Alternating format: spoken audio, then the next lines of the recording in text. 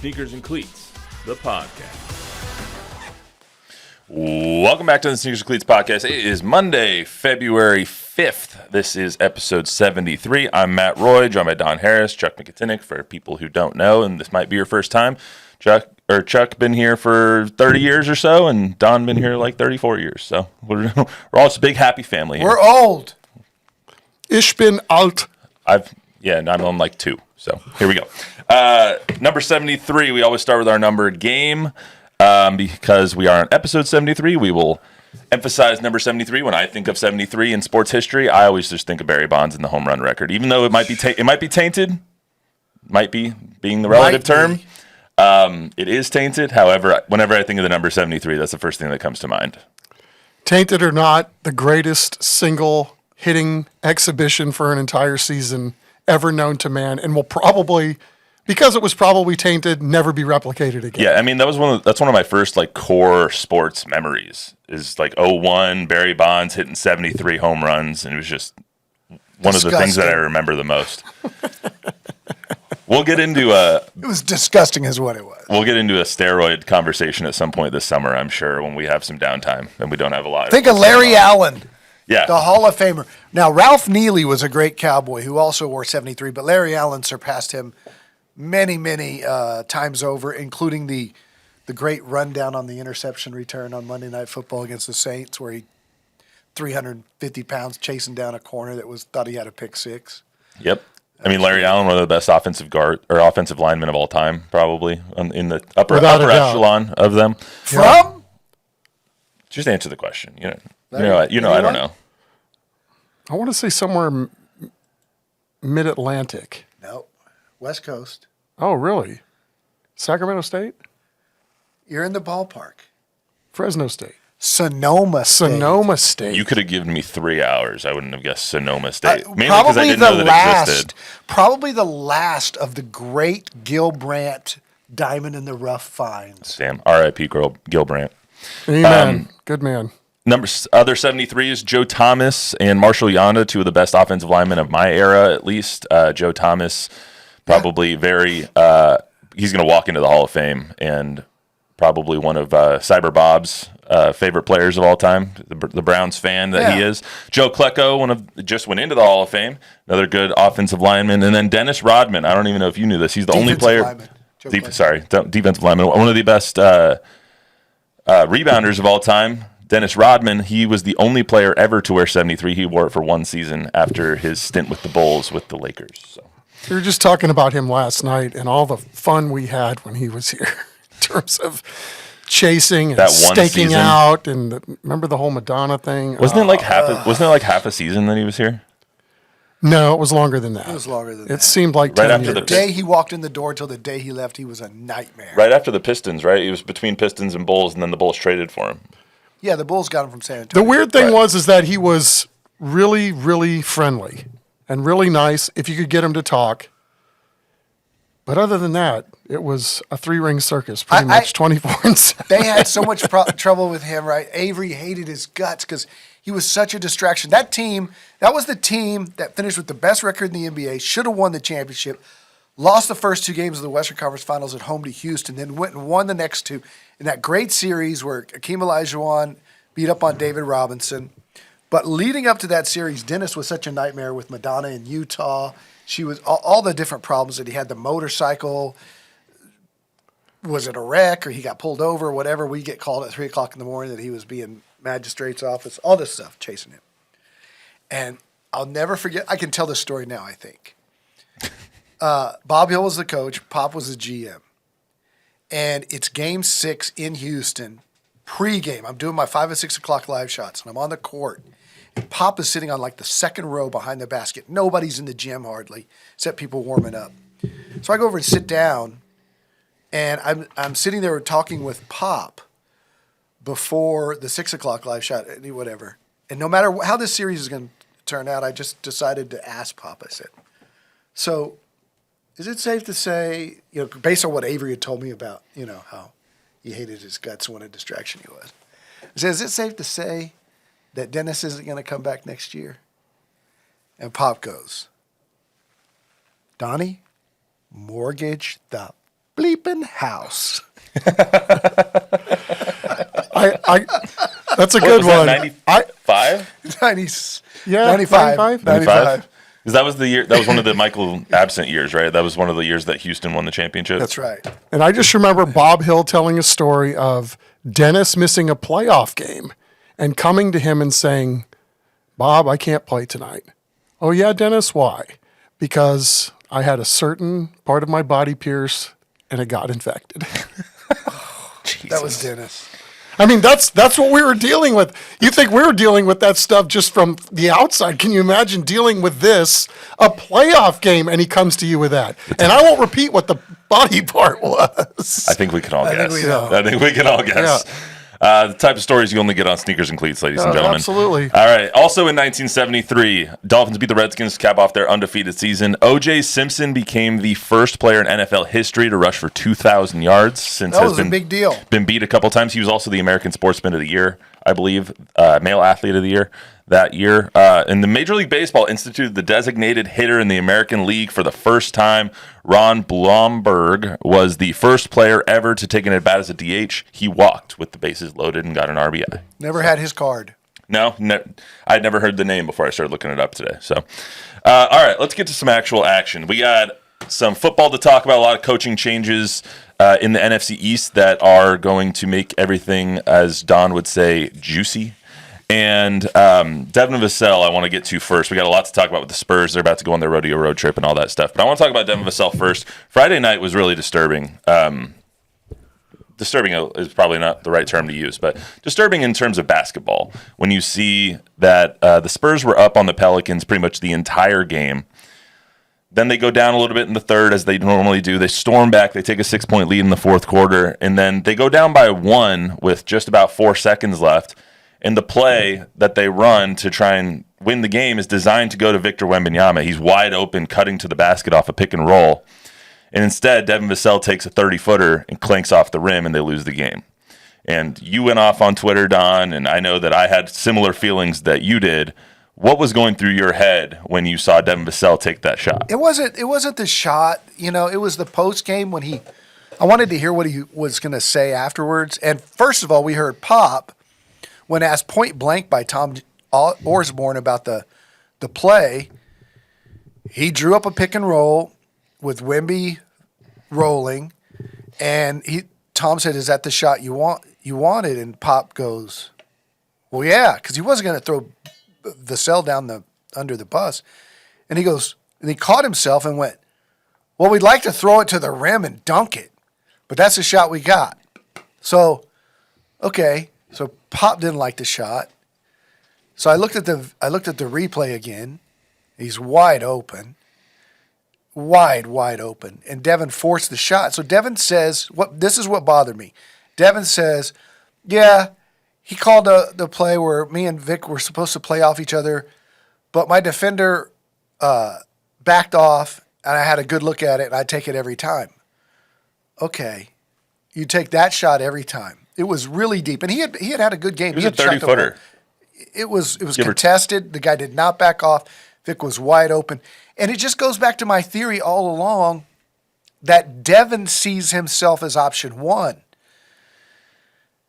and it's because he's a young player like Wemby. David and Tim never had to worry about this because they had veteran guys that were older who were agreeing. Like David Robinson, I'm no longer option one. We have this guy Duncan who's better than me. And the Spurs haven't had that with Devin defer to Wemby. He still sees himself as the alpha dog. It's like that come to Jesus moment that he needs. I think so. So he sees himself as the Batman. That's why on here I put Robin or Joker, because right now it seems like he's playing the Joker role. Like he's not playing off of Wemby. It's like 2 + 2 equals... Or 3 plus 3 equals 6 instead of 3 times 3 equals 9. You know what I mean? They're not getting to the full potential because they're not multiplying each other's talents. They're almost just adding to each other. They've taken a step forward. Devin does run pick and roll good with Wemby a lot of the times now. He threw him a great alley-oop earlier in the game on the same type of play. It's a baby step, but it's not as fast as we'd like, I don't think. But the point is, like, Trey Jones would have passed that ball. Trey Jones would have thrown it to the rim. But Trey took the last 3 shots of the game before that one. Trey took driving into traffic, got one of them blocked, got fouled on one. Made one of them. But he had Wemby on all three of those. This is part of the maturation, I think, of a young team, right? Who's the guy making most of the money on that team? Devin. Not right now, actually. Wemby makes more than him this season. Well, No. who's the guy that's... He does. Oh, okay. Really? Yeah. A rookie contract? Yeah, he's making $12 million a year right now, and Devin's only making $6 million because he was a later pick. But he's Devin's got- his extension is Devin's kicks trying next to year. honor or figure out ways to honor the money that's being paid to him, which, by comparison to everybody else on the team, this is why they're paying you the money, right? To go win ball games in situations like that. So I think there's some of that, and probably over time he'll figure it out. Yeah, but minus this play, Devin takes, I would bet with all these advanced analytics, I would bet Devin Vassell is near the top of the NBA in taking contested shots. Hard contested shots. Makes a lot of them, too. Well, okay. He takes a lot of bad shots. He does. And I wouldn't be surprised if he isn't able to kind of put his ego aside, and I don't know if this is what it is, but kind of put his own talent and what he thinks he can do aside and acknowledge that Wemby is the number one pick, that Wemby is going to be the best player in this league sooner rather than later. If he can't do that, he's going to be gone sooner rather than later. I think that's fair. Yeah. But I think, again, this is something that's going to take place over time. Right now, it does look like Devin is trying to force himself on the game as opposed to letting the game come to him. And maybe that's what's being required. I don't know if it is or isn't. But it does look at times like he's the piece that doesn't quite fit with what's going on. Not all the time. But again, I think this is just part of what they're going to have to try to figure out going forward.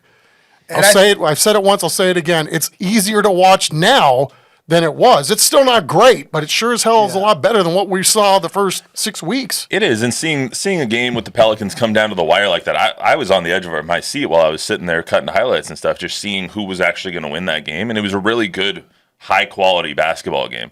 To see them lose those types of games, though, like it tells you, it like brings you back to reality, showing you exactly where this team is and where they still need to go. Yeah, they were up 3 with 40-something seconds left, and Zion gets 2 layups. So they didn't get a good possession down the stretch. But going back to the whole Devin thing real quick, 2 things also I'm just curious to know, right? Because you're a rookie, no matter how good you are as Wemby, does it make it impossible for you to grab a Devin after a play like that and say, look, dude, throw me the ball. I'm cutting to the bat. I'm wide open. Like, Tim never had to do that because everybody did it automatically, because if they didn't, Avery or Sean would say to the other one, look, dude, throw him the ball. Or Pop would sit you for a month. Well, that's also the question. Is it on Pop to do that as well? But that's what I was going to say. It's interesting because these guys are so young. Unlike an Avery or a Sean, Pop would feel comfortable doing that to a vet. These guys are so young. Maybe you want to encourage their ambition to be. You still want to encourage Devin to be a great player and try to be an all-star, but at the same time, in the team concept. So I don't know. And also it's changed. We've talked about this before. It's changed over the years that, coaching guys hard now just might alienate them and they shut down and you have to run them off. I guess. I mean, the goal here is to look like Oklahoma City does, though, with a Shea Gilgeous being maybe a Devin and a Chet being Wemby, and the roles might be reversed there a little bit. Devin is not Shea Gilgeous. I understand, but I'm saying like those types of roles, like you want those 2 budding superstars, you want those 2 guys built from the ground up in your organization, and that's kind of looks like the model that the Spurs are trying to go off of. But it's almost like these guys just don't mesh. There's things on the court that happen with the Spurs that just something doesn't feel right with certain lineups. Their best playmaker, the guy who feels the game the best, is Trey. No, is Wemby. Well, I was saying besides Wemby. Like, Wemby has a point guard mentality. Yeah. And he's probably thinking, if I had one guy who plays like I play, who thinks like I think, of finding open guys. I mean, Wemby finds guys no looks. Yeah, sometimes to his own detriment, right? Passes up things, and sometimes that's beneficial for the group too. I mean, giving a guy confidence, or because it is technically a better shot. I mean, again, it's just all part of trying to figure it all out. But it is, for the most part, night to night, you see things that we haven't seen here before. The three players on the current roster right now that I think fit the best with Wemby are two of them probably aren't even going to be here on Friday, which is Doug McDermott, Trey, and Keldon Johnson. I think those three fit the best because their egos are the smallest and they kind of know their roles. But then you still have Jeremy who's feeling out the league entirely. His randomness is kind of an art form when it comes to how good he's going to be or how bad he's going to be on a given night. And then you have Devin, who's still learning how to play in the league. He's still within his first 5 years, hasn't even kicked into his second contract. He's still learning if he's going to be a Batman, a Robin, or maybe even a third guy like a Chris Middleton is. So you have all these different aspects, and right now I don't know who's going to fit with them, but I feel like those three players fit the best. If the Spurs are going to be good, Devin's going to be the number 3 guy, tops. Yeah, he's Chris Middleton in my head. He's Chris Middleton. He can be. He could be. Yeah. Yeah, So, but what we saw the next night was what they need. That's Donovan Mitchell. yeah, for sure. They need another star. Jared Allen, too. That Oh, guy, yeah. that guy had a double-double by halftime. I mean, you talk about underrated dudes. Totally. Let me get off on a small tangent real quick. Donovan Mitchell getting up in someone's face like Zach Collins after he accidentally hit him with an elbow. I hate when you see somebody. That was next. It was totally accidental. It was payback. But still, okay, even if it was on purpose, I hate when you see somebody That's go chippy. up, you push them, and then you're like, what? And then you just start backing up. You're like, hold me back. If you're going to push someone, go push them. Go get in their face. But he's just like, pushes them. He's like, yeah, guys, hold me back. What a wuss. Look, Zach is very chippy. If you're on the other side, you call him dirty. Like in San Antonio, we were so afraid to call Bruce Bowen dirty for so many years. Bruce was dirty. Zach's dirty. I look at it, it's crafty. I like it. I like it. Is it It's dirty or crafty. crafty? It's a crafty bow. It's a crafty You bow. want him on Yep. your team. That just bugs the crap out of me when someone goes up and pushes them, and it's just like, you know what? That's all I really wanted to do is just make a little bit of a scene. Yeah. All right, let's get to the trade deadline. Donovan Mitchell doesn't want any of Zach. Trade deadline's on Thursday. By the time we talk on Thursday, I believe it will have already passed, or it will be passing at very close to when we record on Thursday. So let's talk about who we think should be gone, who we think will be gone. In my opinion, Doug McDermott's as good as done. He talked a little bit about it today. He wants to stay in San Antonio, but he's got an expiring contract. Everybody needs sharpshooters, especially on expiring contracts. And so I could see him being traded by Thursday's deadline, 100%. Agreed.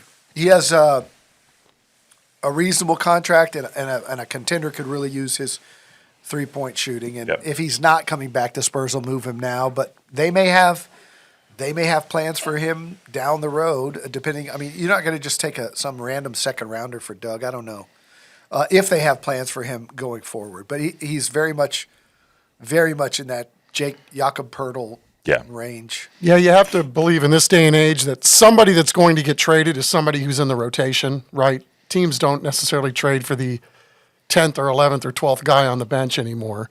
So I think if anybody's to go, it's probably McDermott. And again, even if it's not a contending team, who wouldn't want that guy on your team? Plays the right way, plays like a coach in his head, probably would have some pearls of wisdom for younger players that want to learn about how to play the game the right way. Yeah, and my only concern with trading McDermott is that last aspect of it. Like, you're trading the oldest guy on your team. What is this? This is basically going to be a preschool class if they trade Doug McDermott. No one else has any experience on the entire roster. So And he's been really good with these young guys. he has been. And so that's like I said, that's the only thing I'm really concerned about if they trade him. The other guys I could see them trading, Devontae Graham, Yeah. Chetty Osman, they might trade. I think the wild card there is trading Keldon. And here's why. I think Keldon, like I said, plays really well with Wemby, and I think they're really good friends. I think he's great in the community. He's great with everything. He's everything you want in a basketball player. He keeps his nose clean. He works his ass off.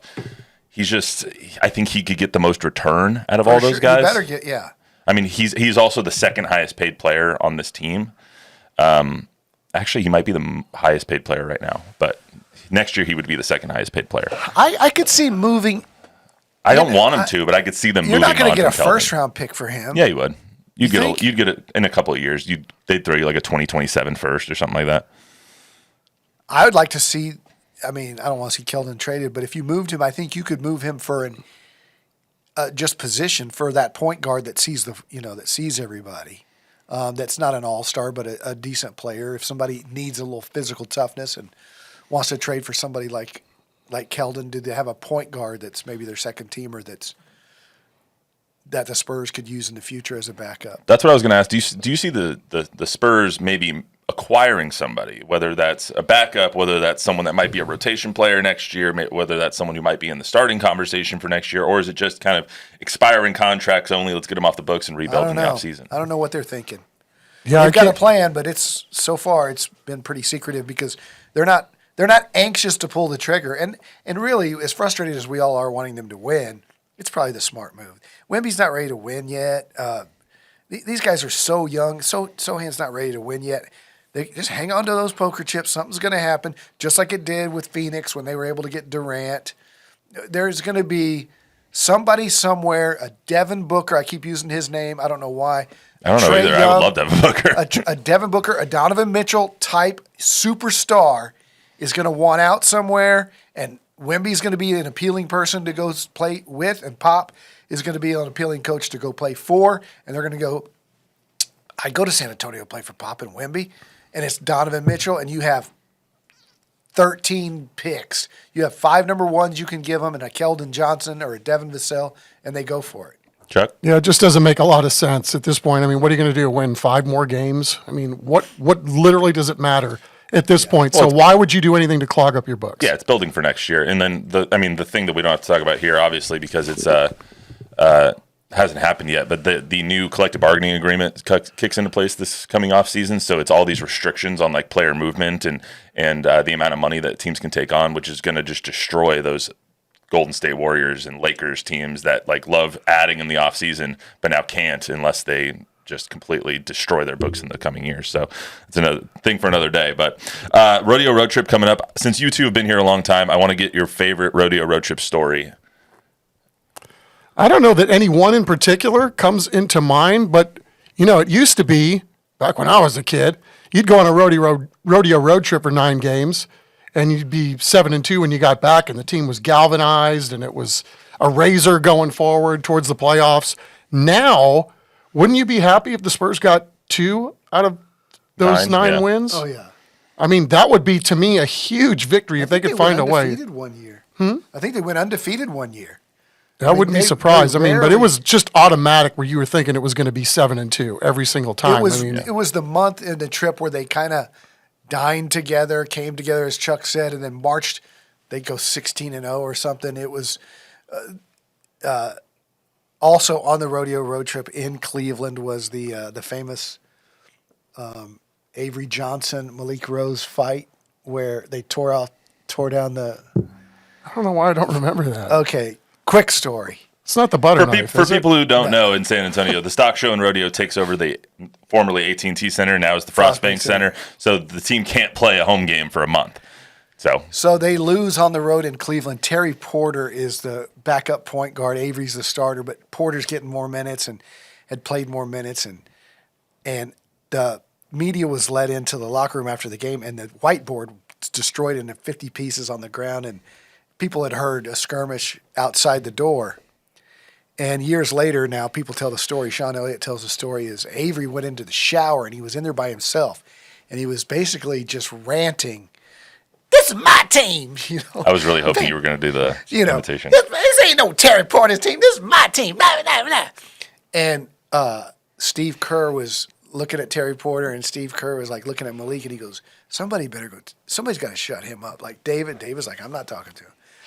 So Malik goes and says, "Hey, man," and Malik was always kind of Avery's thorn because Avery led and everybody followed, but Malik always thought Avery was just kind of, he'd roll his eyes at Avery and whatever, dude.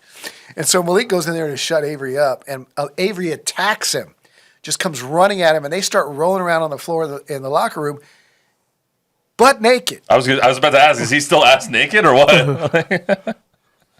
And so 5 or 6 guys jump in, and all of a sudden there's these guys, some dressed, some not, rolling around on the floor, and it's a fight.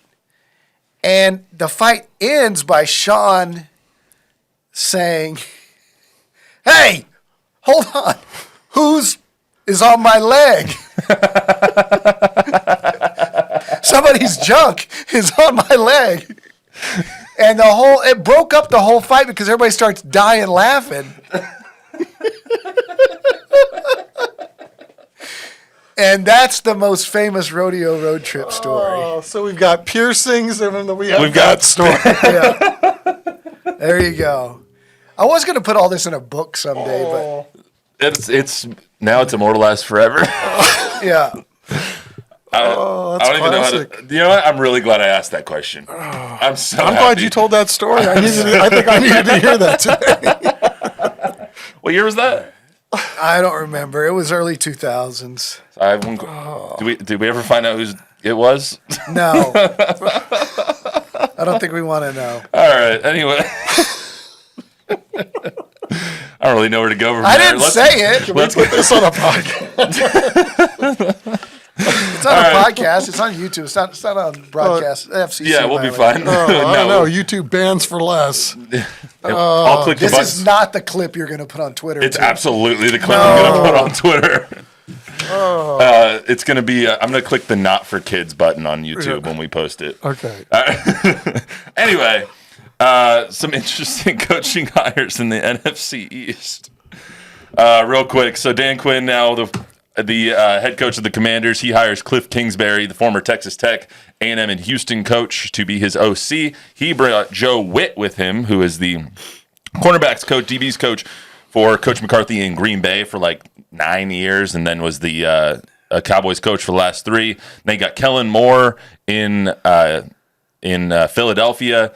Still don't know who the DC is going to be, but it's really got a Cowboys feel all over the NFC East with the coaching. So having all these guys come visit Dallas once a year is going to be, as Don would say, juicy. Yeah. I mean, Cowboys haven't hired a DC yet, right? It's Ron Rivera question mark, Mike Zimmer question mark. Those are the last 2 names I saw in relation to the job. I think it's fun. I think Kellen Moore, Cliff Kingsbury, Joe Witt, Dan Quinn, on your 2 biggest rivals in the division. That's going to be fun. Why not Belichick? I didn't hear you name Belichick. Throw Belichick. He's not coaching this year. But okay. I just think it's really, really interesting. I can dream, can't I? You can. I mean, it would be endlessly entertaining. That's what it would be. You're damn right it would be. But I just think that like having all these guys come back and like it's a whole Cowboys reunion almost that's going to make for some really interesting storylines, interesting headlines as we go into those games, especially when Washington comes here or we go to Washington, we being the Cowboys.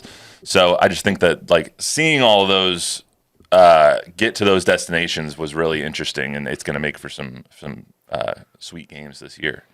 Do you think that it's an advantage, a disadvantage for anybody having all those kind of? No, I mean they pretty much flip everything over year after year. I mean they'll change the verbiage and all that. They'll junk it up a little bit to make it difficult. I mean, but they have to do that every year too because it is such an incestuous league in that regard. So, yeah, probably maybe a little more than they've used to or had to have done in the past, but this is par for the course every year when you're starting over. Dan Quinn may have the advantage because he knows what Kellen runs and what McCarthy runs. Right. I mean, Dan Quinn's whole staff is just littered with Cowboys, so we're going to see who fills out the DB's role and all the other ones, but I wouldn't be surprised if he took more people from Dallas to get there. Shout out to Cliff, Unicorn getting another job. That's awesome. Yep. McCarthy's always talked highly about Cliff too. And then, at the press conference today, Dan Quinn made mention that I hired him because I didn't like going up against him. I mean, he made it difficult when I was trying to stop the plays that he was calling. What he should have said is I hired him because he knows Caleb Williams, and they have the number 2 pick, and they can easily get up to number 1 and draft Caleb Williams. I'm sure that probably had something to do with it, but to think that that's the only reason why Cliff's sitting in that chair, I think is a little obtuse. Caleb Williams, that went to school in that area, high school in D.C. So did he really? Yeah, you never know. Let the speculation begin. I would love that. That would make it even more entertaining. Bring Caleb Williams to Washington, and let's all have a damn good time. Well, you got to do something because, I mean, their offenses have been fairly less than pedestrian over the last 6 years. I mean, the highest they've ever been is 23rd, though.